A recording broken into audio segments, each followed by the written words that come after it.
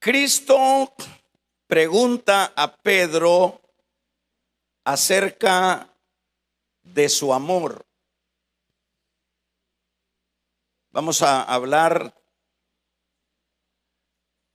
en esa idea. Cristo pregunta a Pedro acerca de su amor a él.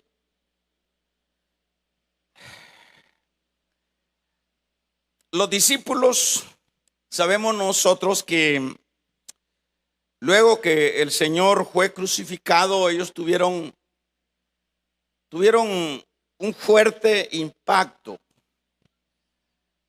Como humanos que eran, se enfrentaron a algo que ellos no podían como todavía digerir, como no podían entender, en el sentido de que cómo era que el Mesías, el Cristo, a quienes ellos como israelitas, como judíos, habían estado esperando y que era la esperanza de liberación, había muerto en la cruz.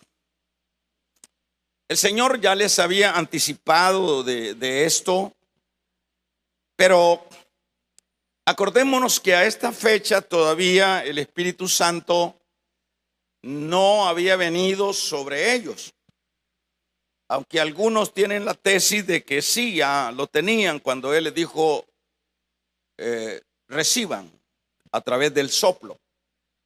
Pero eso no es tan sostenible, porque es hasta cuando en el Pentecostés vino sobre ellos el Espíritu Santo, es ahí donde todo cambió. Y todo cambió en el sentido de que ya el Señor les había dicho, pues cuando venga el Espíritu Santo, Él les guiará a toda verdad y a toda justicia. Dicho de otra manera, Él les va a hacer entender las cosas que ustedes no entienden. Ese era lo que estaba sucediendo en esta ocasión.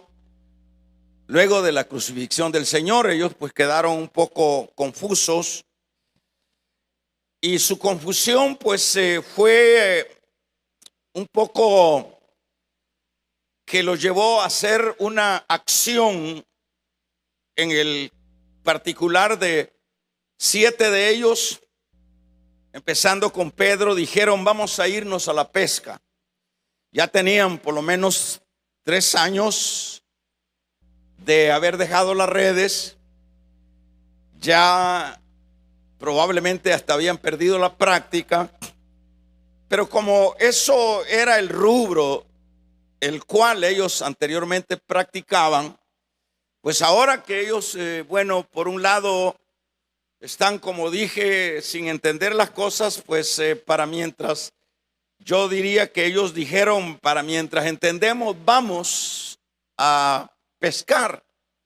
Pues había que seguir viviendo, habían siempre compromisos. Y eso es lo que ellos hicieron. Y allá, para expresar ya lo que estábamos leyendo, nosotros leíamos que, bueno, no les resultó lo que era la pesca, no pescaron nada. Sin embargo, ya casi para amanecer, les apareció ahí el Señor diciéndoles: hijitos, ¿tenéis algo de comer? Ellos dijeron: no. Y luego les indicó que tiraran las redes al lado derecho, y ellos lo hicieron, y es ahí donde ellos pudieron como despertar y reaccionaron, conociendo que era en sí el Señor. Y claro que Él era. El Señor los invita donde ya les tenía peces ya cocidos o asados, para que ellos pudieran pues desayunar, digámoslo así. Es acá donde el Señor voy a decir esta palabra, aprovecha. Aprovecha para hacerle una pregunta en particular a Pedro acerca de su amor para con él. Uno se pregunta, bueno, esta pregunta que hace el Señor, no, ¿por qué la hace si Él conoce todas las cosas? Bueno, eso es una realidad. Pero más bien el Señor hace esta pregunta a Pedro de que si le ama o no, es porque siempre, hermanos, el Señor quiere escuchar una expresión muy propia, muy personal de aquellos que le siguen. Y eso es lo que Él está haciendo. Como decíamos, no es porque Él no sabía si Pedro lo amaba o no. Claro que el Señor sí lo sabe todo. Pero la pregunta a Pedro que le hace si le amaba es porque, por lo general, los creyentes siempre expresamos que amamos a Dios. Eso es bastante común. Usted me pregunta a mí, hermano, ¿usted ama a Dios? Yo le voy a decir, sí, le amo.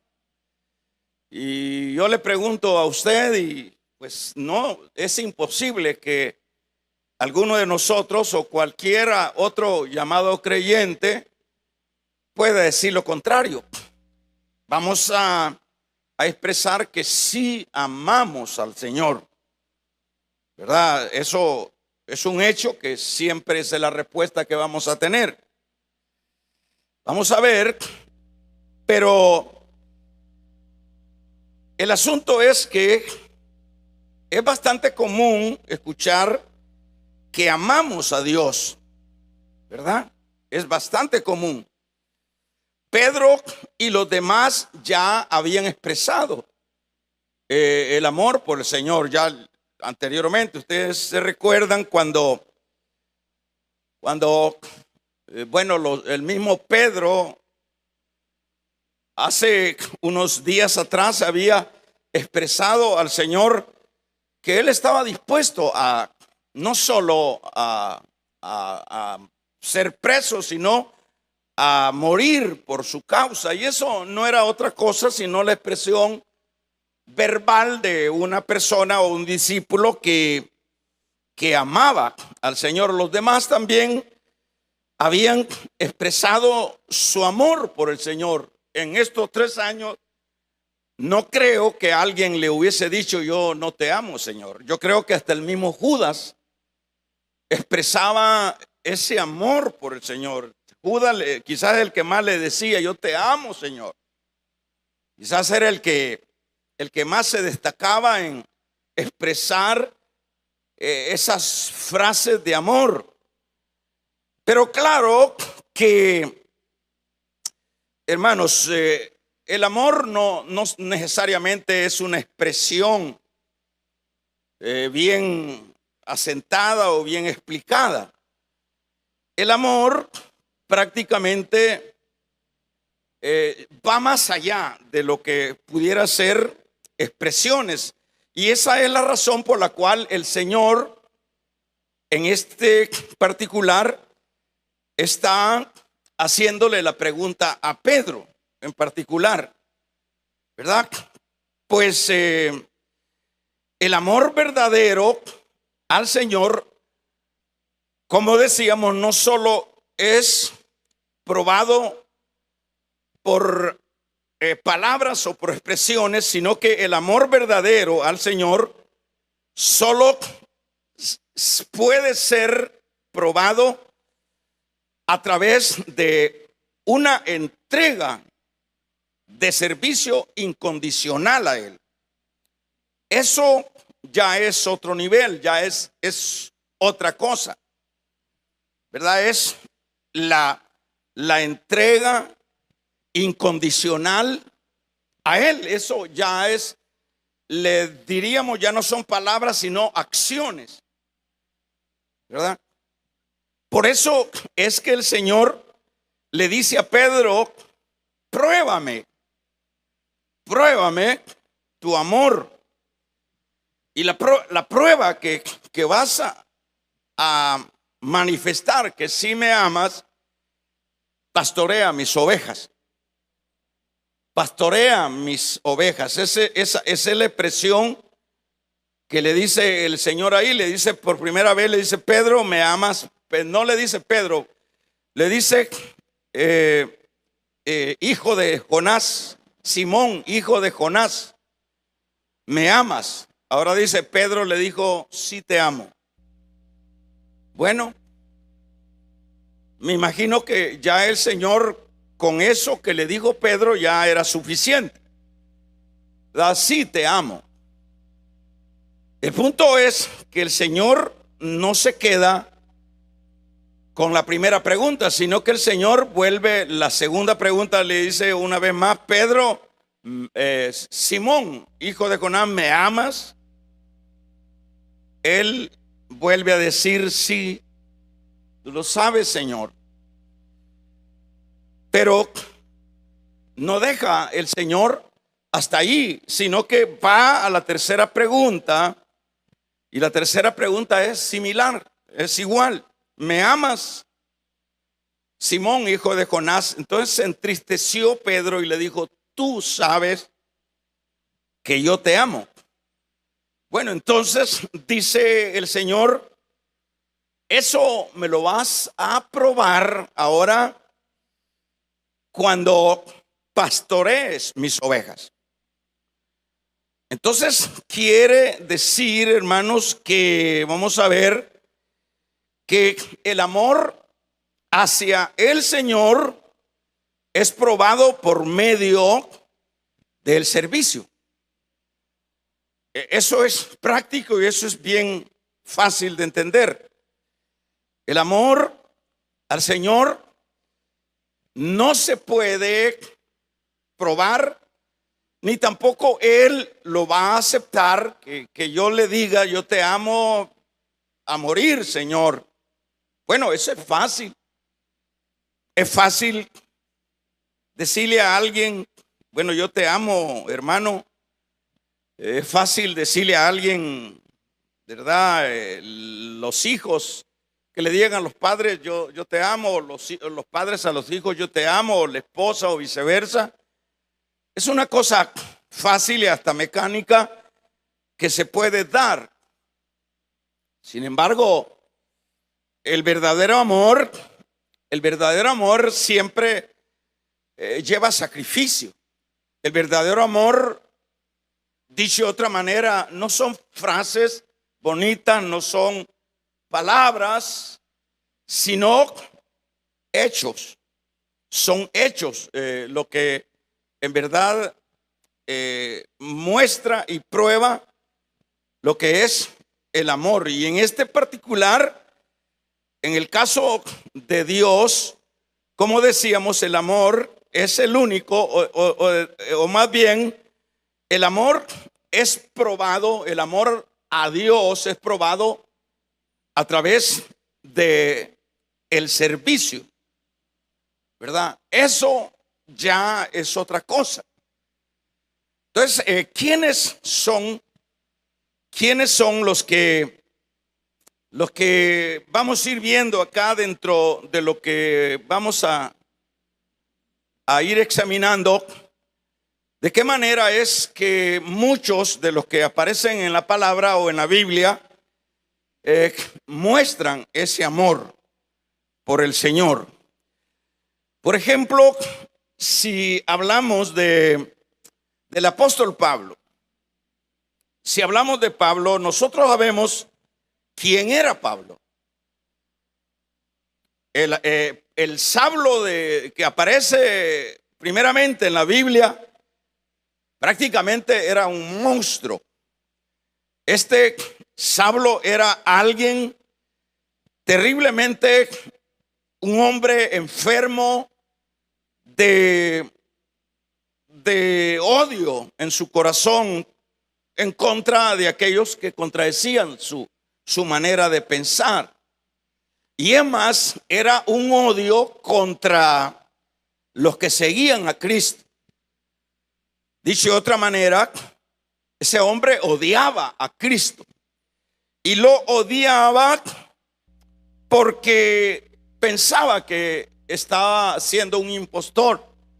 Porque pensaba que era alguien que estaba haciendo un daño a la creencia judía. Porque les estaba diciendo que él era el Mesías.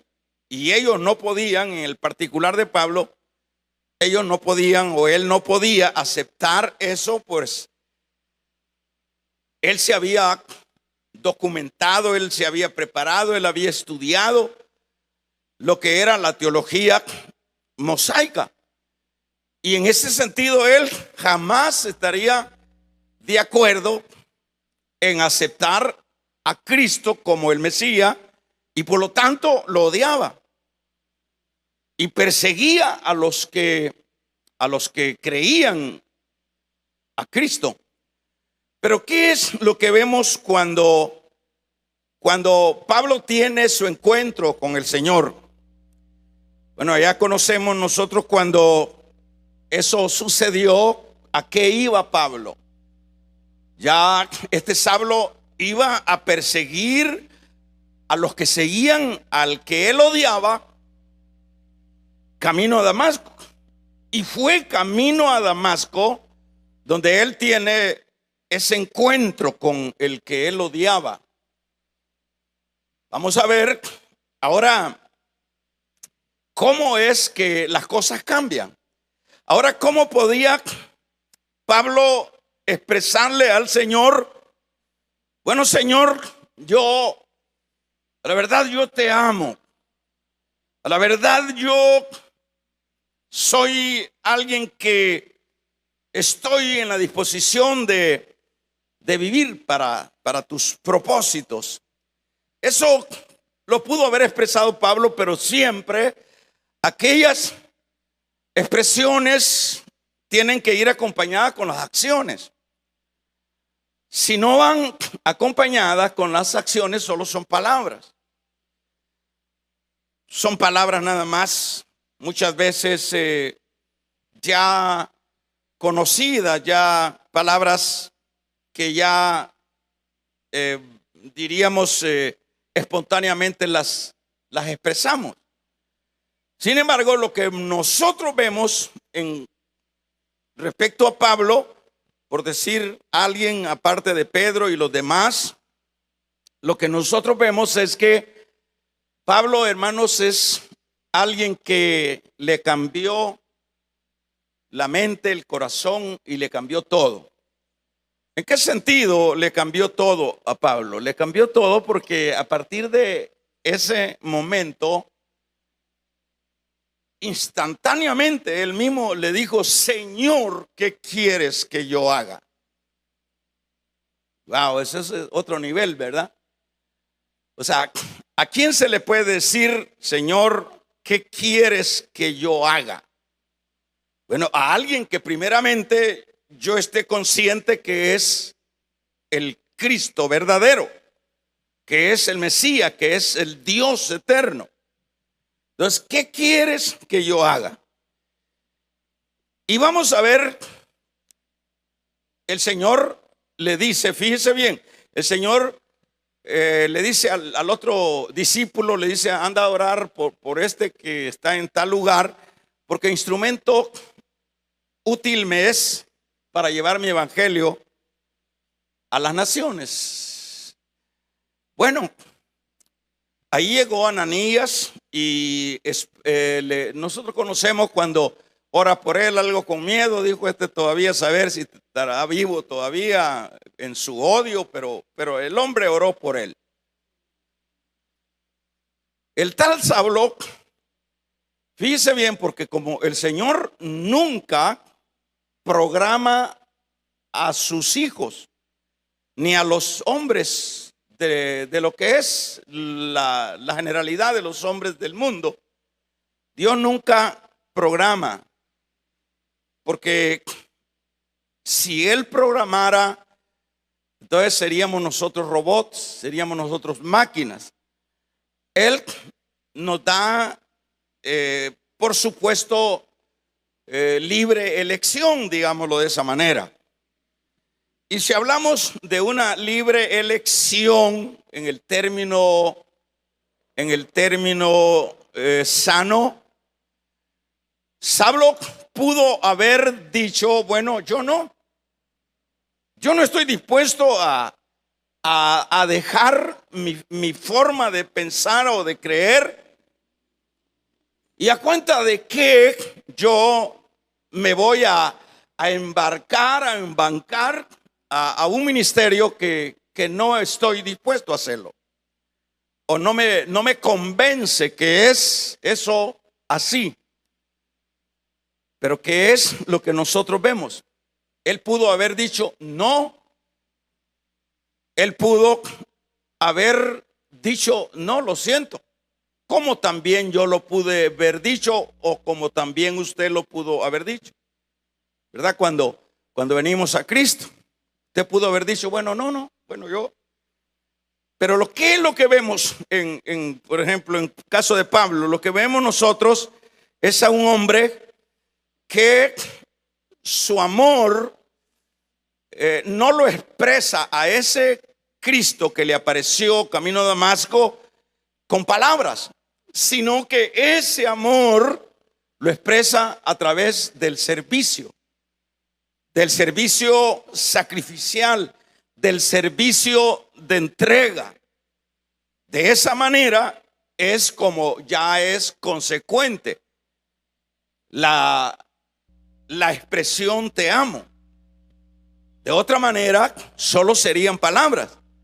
Y por lo tanto, si vemos el recorrido de la vida de Pablo, desde el momento que él inicia, ya con ese llamado que le hace el Señor, nosotros lo vemos incansablemente, llevando a cabo a tiempo y fuera de tiempo lo que se le había encomendado: servicio, ¿verdad?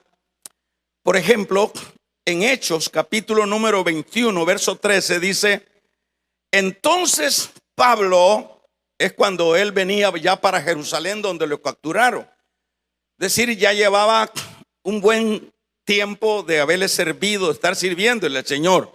Pero en este capítulo dice: entonces Pablo respondió: ¿qué decís?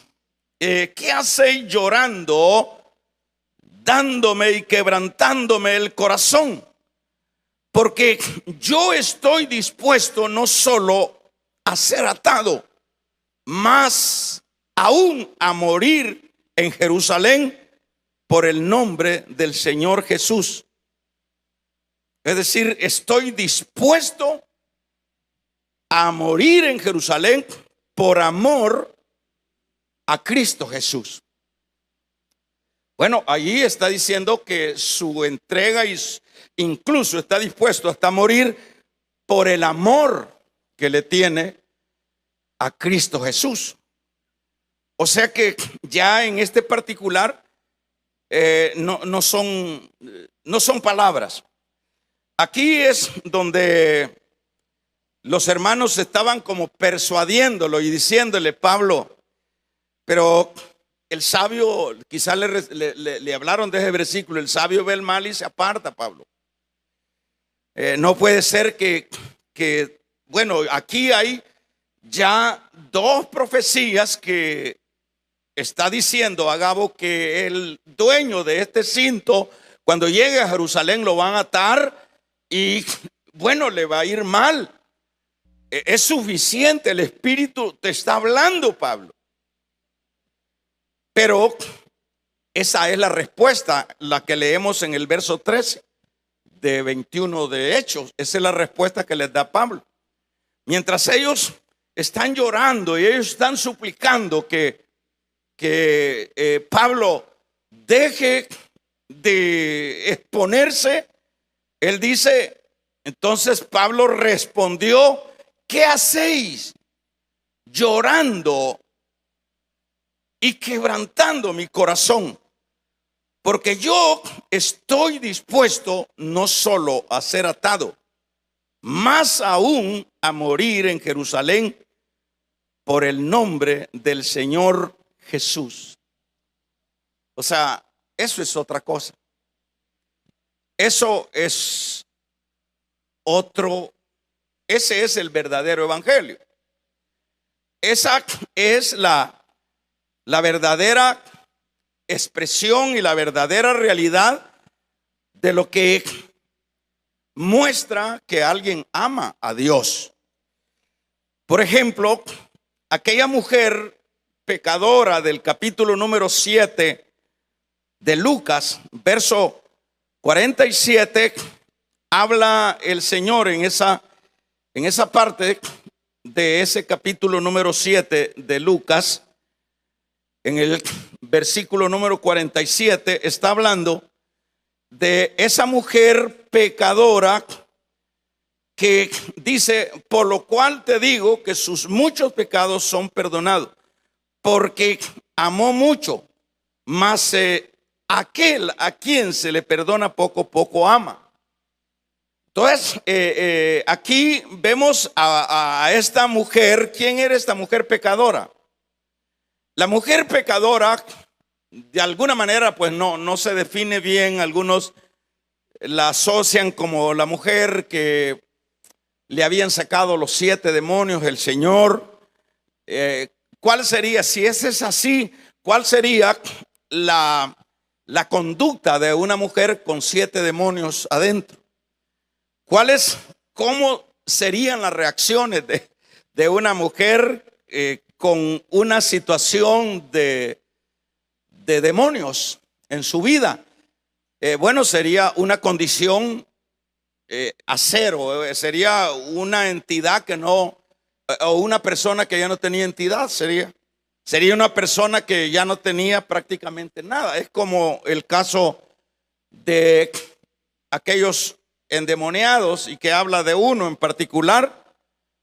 No tenía entidad. Lo que hacía ese endemoniado era ir a los cementerios a gritar, a golpearse, a rajarse, a herirse. No tenía entidad, no servía para nada. Pero nosotros vemos que, por ejemplo, uno de estos que fueron rescatados de los demonios en aquella ocasión, uno de estos le dijo: Señor, te seguiré. Pero ¿quién es el que siempre estará a la disposición de decir, bueno, aquel que sabe de dónde ha salido, de dónde Dios lo ha sacado? Aquellos que saben de dónde vienen. Porque si hablamos de Pedro, ¿de dónde venía Pedro? De las profundidades de la religión. ¿De dónde venía Pedro? De las profundidades del pecado. No, pero no parece que Pedro anduviera matando gente o otra cosa. No hay uno justo, dice la Biblia. ¿De dónde viene Pablo? Incluso se le asocia a la muerte de Esteban y todo el odio. ¿De dónde viene esta persona que es luego rescatada digamos, de 7 demonios? ¿De dónde viene? Viene de una vida sin entidad. Viene de una vida cero. Pero en este particular, tanto los unos como los otros, ellos expresan ese amor. Ellos expresan ese amor con acciones, con hechos. Eso es lo que vemos. Por ejemplo, dice el verso 47 de este Lucas, decíamos 7:47, dice, bueno, aquí es un diálogo que tiene con un fariseo el Señor. El fariseo critica a esta mujer que, sin respetar protocolos, como era el caso de estos tiempos, que una mujer no era autorizada de entrar a una reunión de varones. tenían restricciones, había muchas reglas. Pero, ¿qué es lo que nosotros vemos? Por eso Simón le dijo, bueno, Simón era el anfitrión, el fariseo este, y le dijo y dijo en su mente, si este supiera qué firmita es esta que ha venido y que esa loquita vino, pues sí, para él era una loquita que vino y fíjese que como la costumbre de los judíos era comer en el piso. Ellos ponían una manta y ahí ponían la comida en el mantel y se recostaban sobre algún bidón, sobre algo así. Estaban así como con una almohada, algo, y así estaban comiendo, y los pies hacia afuera del mantel, por decir algo. Y justamente esta supuesta loca entró corriendo y se tiró, como estaban los piecitos del Señor hacia atrás, así ella agarró los pies del Señor. No respetó los protocolos, no le importó el qué dirán, y no solo llegó mascando chicles, sino que llorando y con aquellas lágrimas enjugaba los pies del Señor. Y esa fue la crítica del fariseo. Y le dijo, si este supiera qué firmita es esta. Y es ahí donde le dice, Simón, yo vine a tu casa, le dice, no me diste besos, porque la costumbre siempre judía es en la entrada el anfitrión le da un beso, y en ese tiempo tenían un depósito de agua para lavar los pies a los visitantes. ¿Por qué lavaban los pies? Porque los caminos eran polvorientos. Y ahí le dijo el Señor, yo entré, no me diste beso,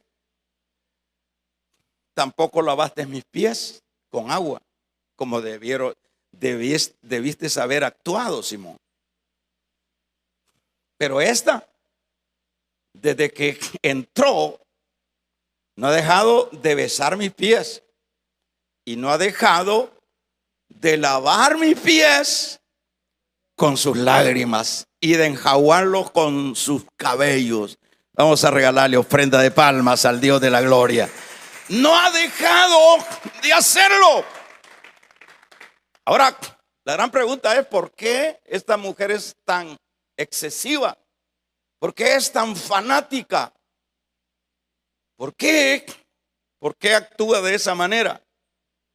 Bueno, esa es la muestra, esa es la mejor manera. Porque esta mujer sin duda pudo haber encontrado al Señor, porque pensemos, la Biblia no dice, pero la Biblia habla de una manera general, dice que las mujeres seguían al Señor. Probablemente esta mujer se sumó al grupo de mujeres que viajaban con el Señor a los pueblos, ¿verdad? O probable no. Pero si no era de ese grupo, ella pudo haber encontrado al Señor y le dice, ahí nos vemos. Tú fuiste el que me liberaste, ¿verdad? ¿Y qué le iba a decir el Señor? Vos tenés derecho de someterte. No. El Señor, aunque lo podía hacer, pero no lo hace. Es decir, esta es una actitud muy personal de aquel a quien Dios ha bendecido. Es una actitud muy, muy propia, ¿verdad? Entonces, le pudo haber dicho a esta mujer, hey maestro, gracias, te amo maestro. Ah, vaya, gracias, yo también te amo. Le pudo haber contestado el Señor, yo también te amo. Sí, no vieras cómo te amo. Tú eres todo mi amor. Sí, te creo. Pero eso no se lo creería el Señor. No se lo creería si no habían hechos, si no había acción. Esas son las contradicciones dentro del campo de la vida espiritual. Las contradicciones, ¿cuáles son? Las contradicciones es que todos expresamos, como empecé diciendo, que los apóstoles o los discípulos en ese entonces Pudieron haberle dicho en 3 años cuánto amaban al Señor. Pero el Señor quería en el particular hacerle una prueba específicamente a Pedro, ¿verdad? Él sabía que le tenía afecto, pero no basta el afecto. No basta el tener, un buen corazón para aquel que nos ha bendecido, sino que en este caso lo que hace la diferencia es lo que el Señor quiere ver de Pedro, ¿verdad? En el caso de Pedro le dice: ¿me amas? Sí, me amas, me amas. Y las 3 veces le dice: si me amas, compruébamelo con tu servicio, compruébamelo con tu trabajo, compruébamelo con tu entrega. Si me amas, pues. Si no, solo son palabras. Si no, no dejamos de ser emocionalistas nada más, ¿verdad? Esta mujer, lo que estábamos viendo con esta mujer, que supuestamente para el fariseo era una loca atrevida que se saltó las reglas, el Señor no la estorbó, dejó que lavara sus pies con las lágrimas, y esa es la muestra de servir. Él está sirviendo a aquellos. Fíjese bien, ¿cómo estarían los pies del Señor? Pregunto. Yo dije hace un momento que la costumbre judía, por cual lavaban los pies, era porque los caminos eran polvorientos, es decir, el polvo era terriblemente afectivo, o sea, se pegaba en las sandalias. ¿Cómo estarían los pies santos del Señor cuando estaba ahí comiendo con el fariseo? ¿Cómo estarían? Piense conmigo, ¿cómo estarían? Llenos de tierra. Llenos de tierra, ¿verdad? Y aquel que lo había invitado, como que sin nada, ni beso, ni tampoco había hecho el protocolo de lavar los pies, o la ceremonia de lavar los pies, no lo había hecho. Pero ¿cómo vemos la expresión de alguien que ama por lo que ha recibido, que de inmediato se avalancha a los pies que tenía el Señor hacia atrás, como diciendo: esta es mi oportunidad para poderle servir a mi rey? Esta es la oportunidad. La perdió. Fíjese cómo es la cosa.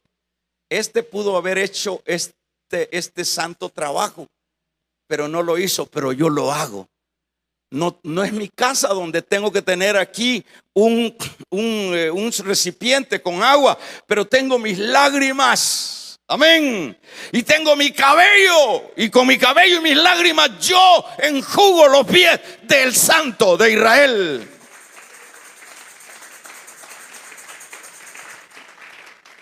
Damos un amén. ¿Se da cuenta? Ya no eran palabras, eran hechos, aún con todas las consecuencias que podía darse. María de Betania, en el capítulo 12 de Juan. ¿Qué es lo que hace María de Betania?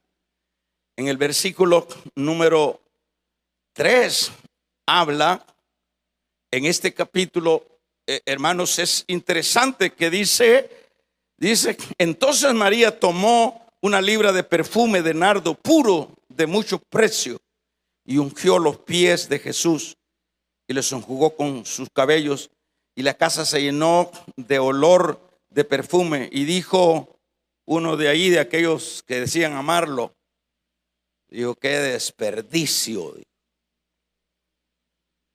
mucho pasaje, mucha gasolina. Pero ¿qué es lo que estamos viendo acá? Lo que estamos viendo acá es también una expresión, hermanos, de servicio. Servicio. Qué importante lo que nosotros estamos viendo acá. Ahora, vamos a ver, como decíamos, el amor el amor es probado por el servicio, no solo por frases o promesas. Yo, Señor, te amo. Yo te amo, Señor, sí. Ahora, el que tiene siempre el amor sacrificial de servicio al Señor, no solo da su servicio, sino da lo mejor. Da lo mejor. El que ama a su esposa, el que ama a su entorno, el que ama, nunca le va a dar lo que no sirve. O sea, muestra de que no solo hay una actitud de amor, sino que en el caso de María de Betania, ahí leíamos nosotros en el verso 3, dice que entonces María tomó una libra de perfume de nardo puro, es decir, esta persona estuvo trabajando, porque más adelante dice, este es el salario de un jornalero del año. O sea, esta mujer estuvo ahorrando, porque no eran familias adineradas, eran personas pobres de un cantón de ahí, de Betania, ¿verdad? Lleno de polvo y sucesivamente. Pero esta mujer, ella ha ahorrado, ha estado siempre pendiente de cómo poder mostrarle el servicio al Señor. ¿De qué manera se le podría mostrar? Como dije, es fácil decirle yo te amo. Es fácil, esa palabra está es como la palabra Dios, ¿ve? En todo el mundo, hasta todo el mundo. Si Dios quiere, la palabra la tienen en la boca todo el mundo. Aunque sean blasfemos, pero tienen la palabra de Dios. Entonces todo el mundo tiene la palabra yo amo a Dios. ¿Cómo amo a Dios? Es mi amor, Dios. ¿Verdad? En este caso, vemos que, hermanos, el que tiene amor a Dios no solo da su servicio, no solo da, sino que da lo mejor de su servicio. Porque esta mujer pudo haber traído cualquier esencia más cómoda, más barata, como para que digan, ¿verdad? Dice que eso es bien peligroso.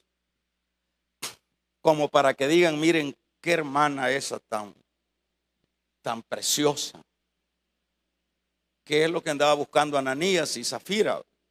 Ya andaban buscando que los ovacionaran los de la iglesia ahí.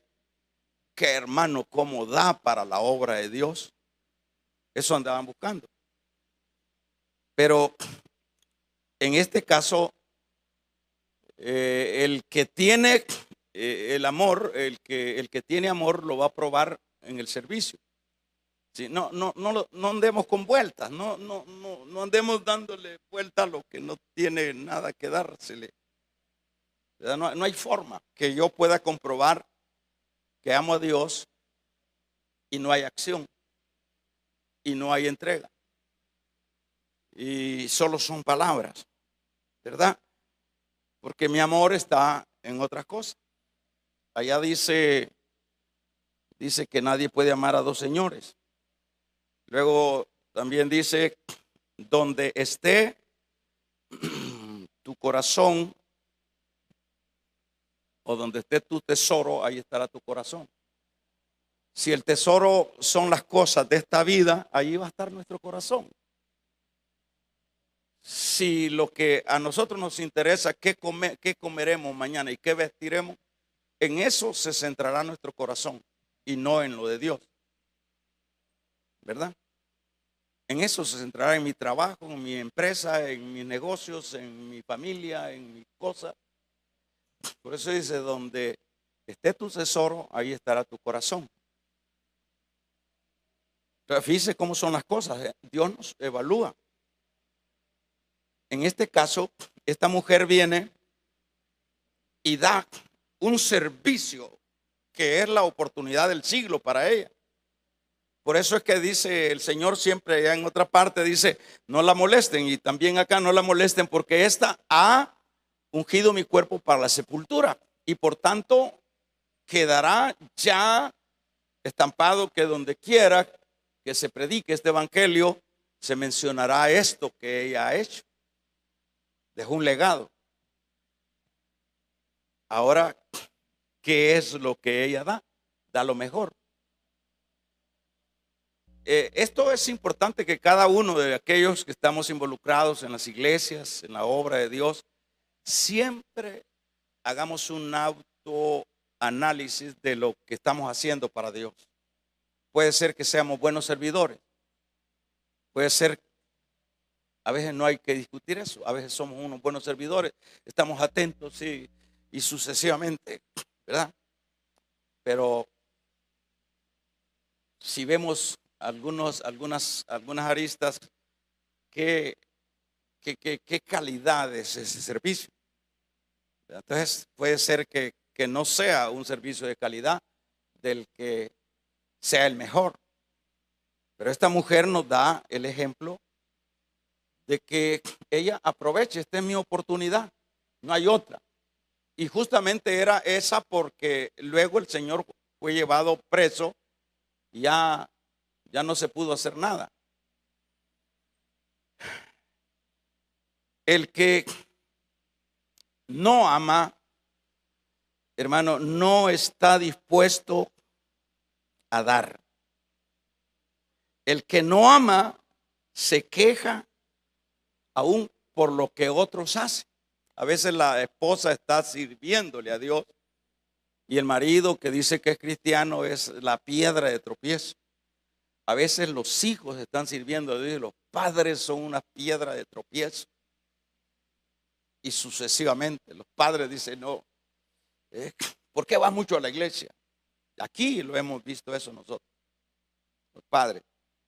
Entonces, el que no ama no está dispuesto a dar. Será bueno para decir, pero no para hacer. El que no ama no solo no da nada, sino que estorba. Estorba. Por ejemplo, en este capítulo 12 de Juan dice que luego saltaron los tales discípulos y dijeron, esto es un gran desperdicio. Esto pudo haberse vendido y haber recogido algún dinero para ayudar a los pobres. Ahí vemos las oposiciones. Hay personas dentro de las iglesias que en lugar de aportar son piedra de tropiezo, ¿verdad? Son piedra de tropiezo, hermano. Aquí nosotros lo vemos con los mismos discípulos, con los que habían andado por 3 años con el Señor y que le habían dicho que hasta se morían por él. Pero aquí están pegando el grito porque hay una mujer extremadamente agradecida y da esa libra de perfume de gran precio sobre el cuerpo del Señor. Y luego, bueno, hay uno de los evangelios dice, aquí los involucra a todos se quejaron, todos los que decían amar al Señor, todos se quejaron, pero hay un evangelio que dice específicamente de Judas, y es porque era ladrón, dice, por eso se quejó, porque era ladrón, y a ver, ese se robaba la finanza. Entonces, imagínese, hermano, cómo podemos vernos en esta reografía. Ahora, para finalizar, hagámonos la pregunta, ¿por qué hay creyentes que no expresan el amor a Dios a través de su servicio? Porque hay gente, por ejemplo, ahorita que estamos haciendo, vamos a hacer los llamados, hay gente que dice, no, por favor. Es más, algunos ya fueron, ya renunciaron. Ya. Dicen, no quiero. ¿Ah? Y no eres tú en esas oraciones que muchos te hemos visto chillando y diciendo, te amo. ayúdame, yo te amo. La gran pregunta es, ¿por qué hay creyentes que no expresan el amor a Dios a través del servicio? Bueno,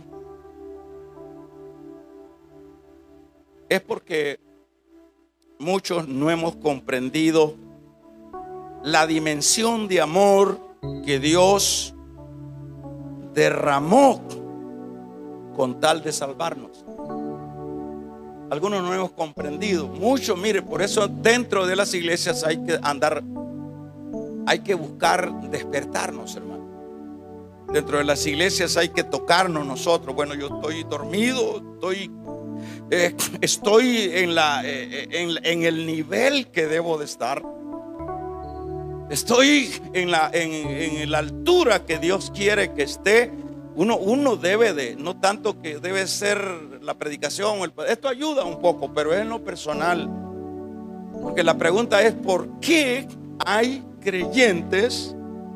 ¿Por qué hay creyentes que no expresan el amor de Dios o el amor a Dios a través de su servicio? No lo quieren hacer. Ahora, la gran pregunta es, ¿estamos dudando que sean creyentes? No. Los discípulos que protestaron porque aquella mujer hizo aquello eran discípulos y luego se convirtieron en apóstoles. Lo que pasa es que mientras nosotros no comprendamos lo que han hecho para que nosotros estemos donde estamos, si nunca nosotros llegamos a comprender eso, nunca vamos a estar en la disposición. Siempre vamos a quejarnos, siempre vamos a poner obstáculos, siempre vamos a decir que lo hagan otros. Siempre, sí, siempre lo vamos a hacer. Por ejemplo, hermano, yo tengo ya cerca de 40 años de estar en esto y quiero seguirlo haciendo, porque solo yo sé de dónde Dios me sacó. ¿Y con qué? Hay ese canto que cantábamos antes: ¿cómo podré pagarte, Señor? Haciendo nada. ¿Cómo podré pagar? Corriéndote, quedándote de espectador. Vamos a regalarle una ofrenda de palmas al Dios de la gloria. Quedándote de espectador nada más. ¿Cuál será? ¿Cuál será la sorpresa de cada uno de aquellos que hemos recibido tanto de Dios? No es que nosotros, dice el apóstol Juan, hemos amado a Dios. Nosotros le amamos porque Él nos amó primero, ¿verdad? Pedro, ¿me ama? Sí, entonces muéstralo. Y luego le dice, cuando eras joven, ibas donde querías. Por eso es que el creyente debe saber que luego que viene a los ámbitos cristianos, tiene un rey que está sobre él. Ya no somos absolutos. Ni en el pasado lo éramos porque éramos reos del diablo. Pero cuando ya estamos acá, por eso le dice a Pedro, cuando tú eras joven, dice, cuando no eras cristiano, tú ibas donde quieras y hacías lo que querías. Pero cuando seas viejo, uno te ceñirá y levantará las manos y sucesivamente. Ahí el Señor le dice, mira, Pedrito, no solo vas a pastorear mis ovejas, sino que vas a morir también crucificado como yo he muerto. De una vez le profetizó el Señor cómo iba a morir. Pero Pedro no se echó para atrás. Pedro sí iba adelante. Y la tradición dice que Pedro le suplicó, una de las súplicas antes de que lo mataran, que no lo crucificaran con la cabeza para arriba, sino con la cabeza para abajo, porque él no era digno de ser crucificado así con la cabeza para arriba como crucificaron a su amado maestro. Son niveles tremendos. Así que el que tenga oídos, oiga, cierre sus ojos.